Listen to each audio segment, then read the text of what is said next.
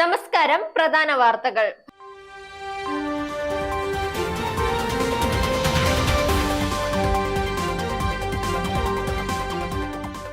ഭരണഘടനാ മൂല്യങ്ങൾ ശക്തമായി ഉയർത്തിപ്പിടിക്കേണ്ട കാലമാണിത്. മന്ത്രി മുഹമ്മദ് റിയാസ്.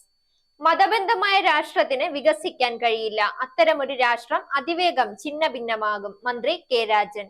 ഒരേ ദിവസം തന്നെ ഇന്ത്യൻ ജേഴ്സിയിൽ സെഞ്ചുറി നേടി സഹോദരങ്ങൾ. വാർത്തകൾ വിശദമായി. ഭരണഘടനാ മൂല്യങ്ങൾ കൂടുതൽ ശക്തമായി ഉയർത്തിപ്പിടിക്കേണ്ട കാലമാണിതെന്ന് മന്ത്രി മുഹമ്മദ് റിയാസ്.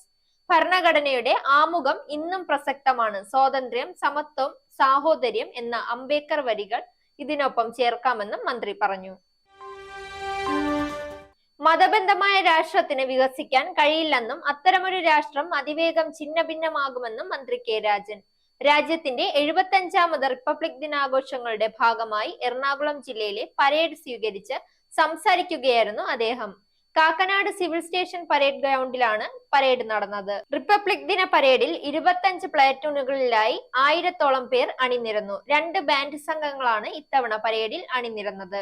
ഇന്ത്യയെ മതരാഷ്ട്രമാക്കാനുള്ള നീക്കങ്ങൾ ജനാധിപത്യ ബോധമുള്ള മനുഷ്യർ അംഗീകരിക്കില്ലെന്നും മന്ത്രി പറഞ്ഞു. ഇനി കായിക വാർത്ത. ഒരേ ദിവസം ഇന്ത്യൻ ജേഴ്സിയിൽ സെഞ്ചുറി നേടി സഹോദരങ്ങൾ. ദക്ഷിണാഫ്രിക്കയിലെ ബ്ലോംഫൈഡനിൽ നടന്ന അണ്ടർ-19 ലോകകപ്പ് മത്സരത്തിൽ മുൻഷീർ ഖാനും അഹമ്മദാബാദിൽ ഇംഗ്ലണ്ട് ലയൺസിനെതിരെ അനൌദ്യോഗിക ടെസ്റ്റിൽ ഇന്ത്യ എ ടീമിനായി സർഫറാസ് ഖാനുമാണ് സെഞ്ചുറി നേടിയത്. വാർത്തകൾ അവസാനിക്കുന്നു.